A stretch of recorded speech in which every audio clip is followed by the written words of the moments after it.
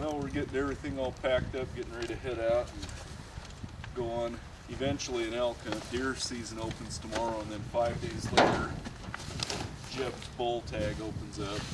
We're going to go out there deer hunt and scout for elk and see what we can find. Hopefully we can run into a big one and get him on the ground. Deer season's only forked horns, so I'll be forked horn hunting and scouting for elk. But his brother also has a big buck tag out there, which opens it a lot later in the season. We'll be going out there doing that too, so we'll be looking for both elk and deer.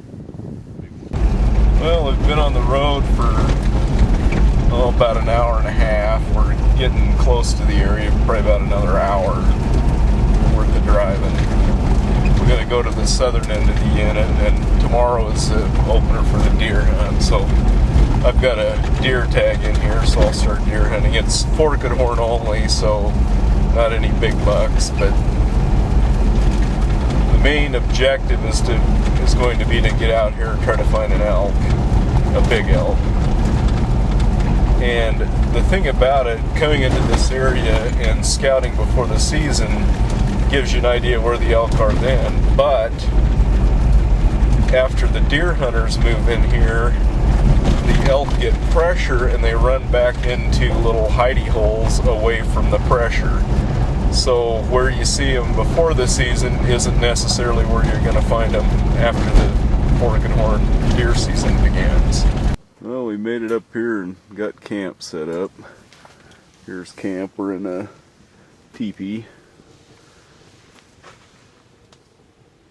And cooking some jambalaya on the stove here. We'll get the maps out and figure out exactly what we think we're going to do. And on this other side up here, there's a pretty big roadless area that we want to go and glass off into, see if we can see anything. We should be able to see several miles up into there.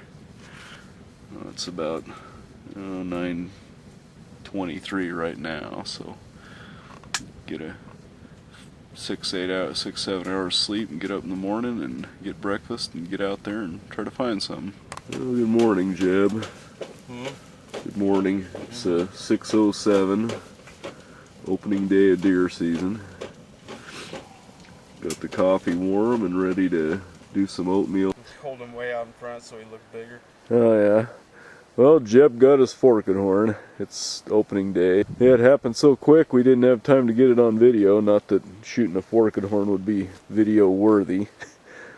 But we'll get her done and get back to the scouting. Well, I went back into the edge of the wilderness back in here and glassed several miles the south end of the hole that we think we're going to go into, and the habitat wasn't that great. There was a lot of junipers, not a lot of feed, tiny little bit of sage, a little bit of grass, but not the kind of habitat that's going to hold any amount of deer or elk. One of the things that I did see, there was a big flat, and there was, it rained, I don't know, 3 or 4 days ago, and then it rained last night. And I found a lone bull elk track going out across that flat, heading over into the place that we believe is a good hole that we want to hunt in.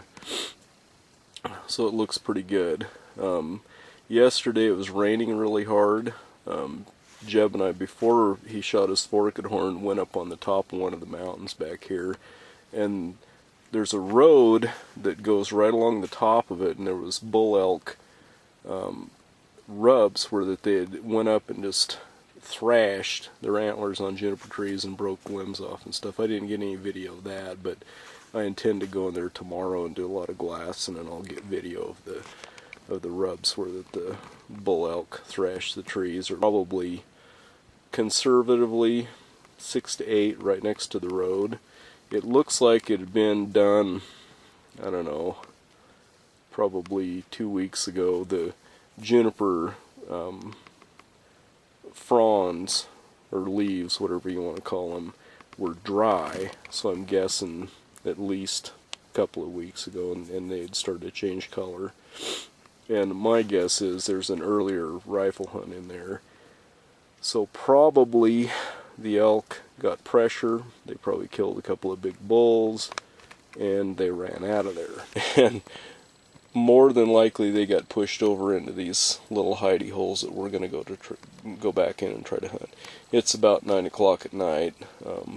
I went back to the teepee, made dinner, and going to eat and then go to bed. Jeb had to work today, so he's back at work, and I'm out here, you know, living the bachelor life by myself. And here's one of the juniper trees that a bull elk thrashed on. And you can see where the ground's all kind of tore up there a little bit. But if you come in and look at it, right there, it's real dry and crumbly. It's Thursday, 3 days before Jeb's elk hunt opens. I'm getting camp packed up and getting ready to head back. I'm going to go get a shower, which I desperately need, and then Jeb and I are going to pack back into one of the holes that we believe the elk are pushed back into. Yesterday, after I did the video of that rub, well, I could have got a shot at a forky, but there was a doe standing right behind him. It was about 75 yards, and I knew that if I took the shot, I'd probably hit the doe, so I didn't have a shot, so I didn't take it. Then I tried to move around the tree to get a better angle to get a shot, and they bolted, and that was that. I went and explored some other areas and got a pretty good idea where the elk go on this end when they're pressured. There was some private land off of the top of that, or at the bottom of that ridge. There's a ranch down there that, you know, based on people that I've talked to around here, it looks like that the elk run down in there, and then they're basically protected on the ranch at the bottom on the private land. So unless you have permission, no access into there. So we're going to head in tomorrow and get camp set up, and then Saturday morning we'll be out there back in the hole where that we think the elk are at hunting. So yeah, it's Friday, October 14th. It's the day before Jeb's bull hunt opens. Went ahead and went back down and got a shower yesterday and resupplied and everything. Jeb finished up work. He has today off, so now we're headed back up. We're going back up here, and then we're gonna pack up and get back into one of the holes that we think that has the highest chance of having elk in it.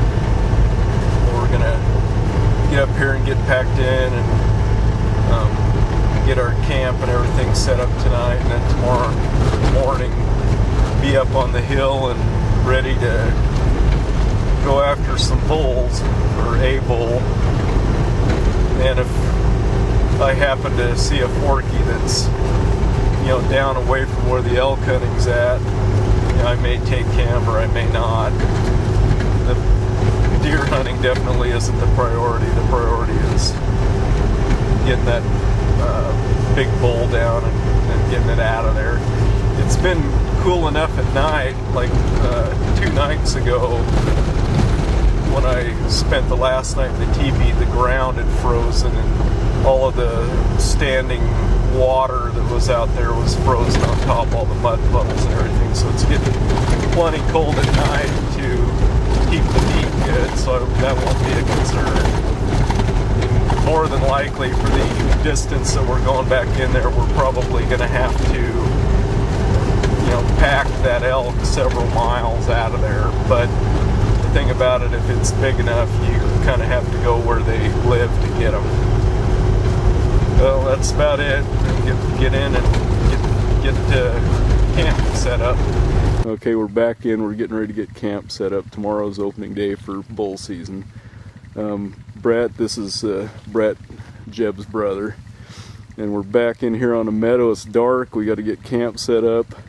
Jeb didn't make it in with us. I got all this stuff right now. I went back and I pulled my deer tag out and started looking at it and go, well, I got my deer tag and I got my license out and separated it from everything and left all my rest of my wallet there. And Jeb goes, I forgot my elk tag. And I said, what? You forgot your elk tag? And he goes, yeah, I put it in a safe place so I wouldn't lose it. And then he forgot it. What do you think of that, Brett? Classic. I think that's So I told him, well, that could happen. Get in your rig and get back there and get it. So him and Janie drove back 3 hours to go get it. So you get to drive back and get him. All right. Just help me get the teepee set up. I mean, I got to have help with the center pole, and then from there I'll take it. So here we are, opening morning, and or the night before opening morning. Missing. Yeah. So here we are. Hopefully we get it all ready and straightened out. We will. It's just going to be a late night. Okay, it's 9:30 opening morning. We got back in last night, set up camp, got a few hours sleep. It was pretty late. Now we're out glassing. Jeb spotted some deer over here across the way. There was a forkyhorn, which is legal for me, and 5 does and fawns. But from over there, they're over there on that hillside right there, right up in here, which is way more than further than I want to pack.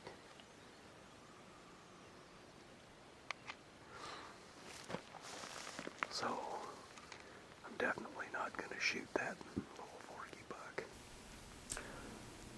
After we hunted the first part of the season, which was in the middle of October, I then went to Oregon on a 10-day blacktail hunt. And then when I got back, I had to work for a week. So by the time that we got back up there, it was the start of the second week of November. And the thing that had happened was it had cooled down a little bit and it snowed about an inch. And by then, I had expected that the second heat cycle that the cow elk go through, any of the cow elk that don't get bred on the first heat cycle will come in like a month later and go through a second heat cycle, and usually the bulls will hang around with the cows until that happens. And once that's over, then the bulk of the bulls, especially the bigger bulls, will pull away from the cows and form bachelor herds. And that's kind of where we expected it to be. So when we drove up there, we got up there in the evening. It was about an hour before dark, and south of where we're at, there's a hill that gives pretty good vantage at most of the stuff around there. And we decided, what the heck, let's grab our binoculars and we'll go out there and climb up on that hill and glass around and see if we can see anything. Well, as we were walking out there, we were stopping and periodically glassing, and we saw 4 bulls that were feeding out of the junipers into the open for the evening. And then we hurried up and got up on the top of that hill and found where they were at again, and by then we saw a few more bulls. So that's where this video clip that's next picks up at. Well, we misjudged where those elk were at. They're actually over there on the other side in that area where that round knob is right below it. There's a group of junipers out in the middle and then a burn all the way around it. And they are right out in that stuff. Right up in there.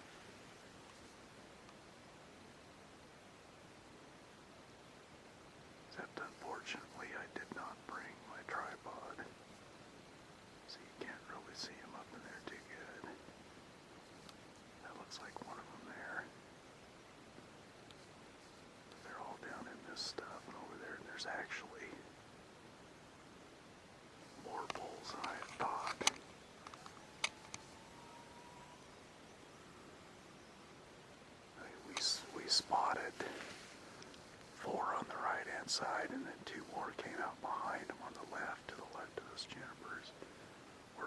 shooting lights, so we're going to have to go ahead and head back. Plus, it's probably a mile over there. So we'll be back in here tomorrow, probably set up here with binoculars and a tripod so we can get some good footage and figure out how to get in close enough. And then more than likely tomorrow evening set up where we have a good vantage point and just wait for them to come out. We're pretty sure there's some big bulls in there, but with 10 power handheld binoculars you just can't tell. But when we come here tomorrow, we'll be set up better to get a good idea of what we're dealing with. We hiked in this morning before first light got set up.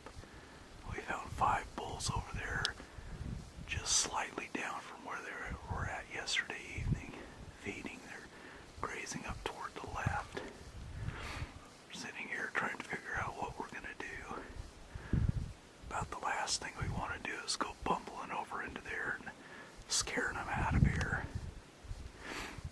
Looks like there's a couple of really good bulls in Raghorn the Spike. I'll set the camera up and get some footage of them here in a minute.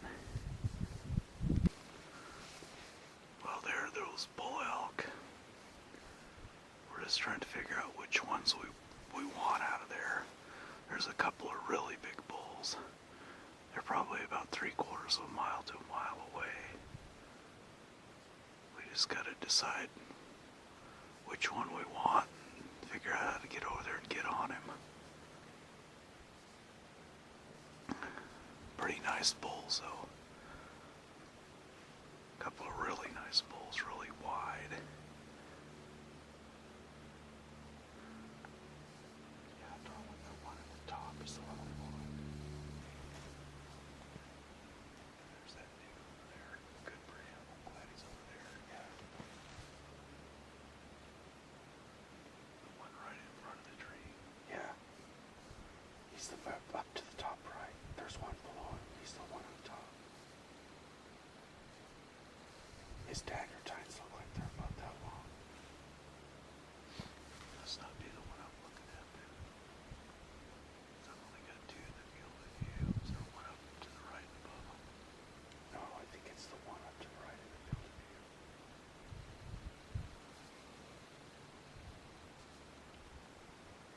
That one right there is in the field of view. Right in the middle of it. Yeah. He's walking. Upper left. Yeah, upper left. That's the biggest one I've got there.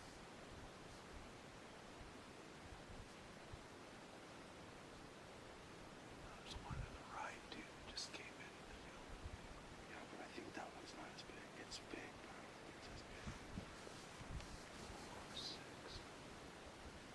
Is it 6? I think it's a 6. I think one might have 7 on one side. It's got a little tiny fork at the top. Well, that bull right there is the one that Jeb likes the best. He's wide, but looks to me like he's missing a point on one side. We'll look him over a little better, but he is a nice bull, there's no doubt. He's good sized. There's one back over here that I like pretty well too. That's looks to me like he has better tops. And he's about as wide, maybe not as long, but he's about as wide. I can't tell which one he is there, but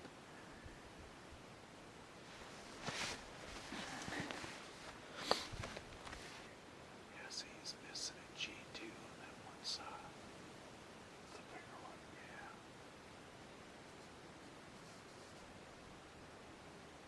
Either one of those two. It's like a 5x7. Well, as soon as they bend down, we'll go look at it. We don't want to go out tromping through that stuff and sticking up. We just want to get close. We need to get some good landmarks here and get close to where we're at. Yeah, I mean, the big thing is the juniper pockets. Yeah, while we have the camera on these bulls and filming, we're looking them over with a spotting scope, trying to judge which one Jeb wants. The thing we concluded was us that there's 2 really nice bulls in there. And what we're going to do after they go bed down is go walk up in there, look it over, and find the best place to set up. Because the wind seems pretty constant, and they're feeding to the left, and probably bedding back in some heavy junipers up above or to the left. And then once we get everything figured out, as long as the wind is right, we'll go in there and set up this evening and wait for them to come out.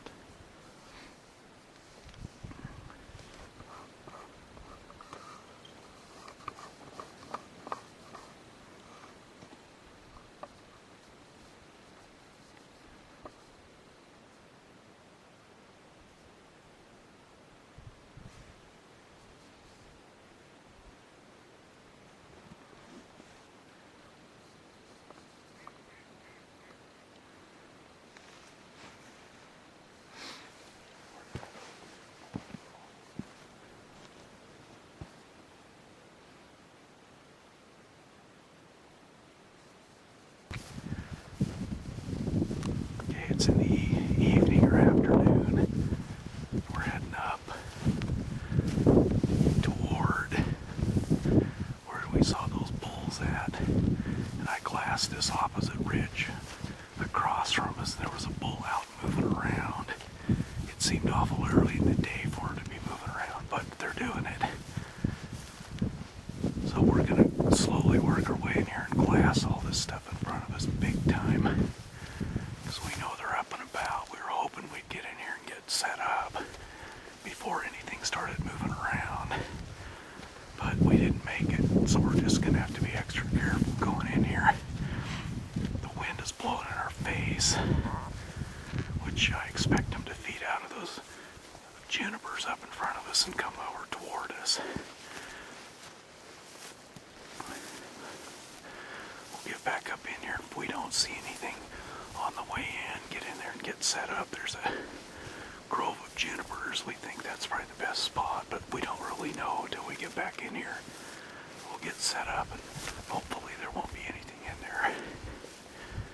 And we'll just wait. They're definitely hungry and up and moving around. Well, we got up here and we didn't even get set up, and Jeb saw an elk right over there, just on the other side of this little clearing. It was moving. I mean, we didn't have time to do nothing.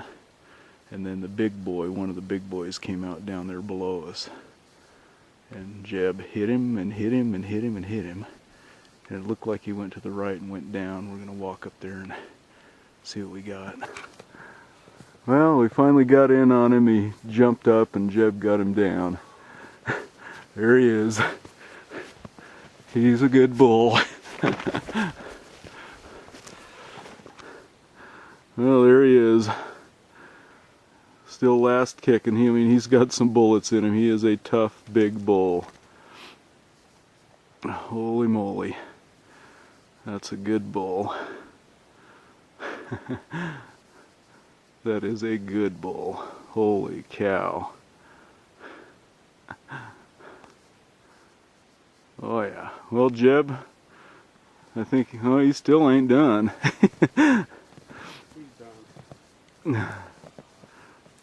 Well, I think you got your wall hanger, buddy. I would definitely wall hang him. Well, you happy? I'm happy. Yeah, that's one nice bull. Really nice bull. Well, now we gotta get the tag on him and then start gutting him and boning him out and getting ready to pack him out of here. Yeah, that is one good bull. Mission accomplished. Yeah, go ahead and turn the antlers a little bit. Towards you? Yeah, so you can see. Oh yeah, okay, other way now. Yeah, that's a beauty. That is a beauty. Well, we better get busy, and we've only got a couple hours till dark, so we're going to be packing well into the night.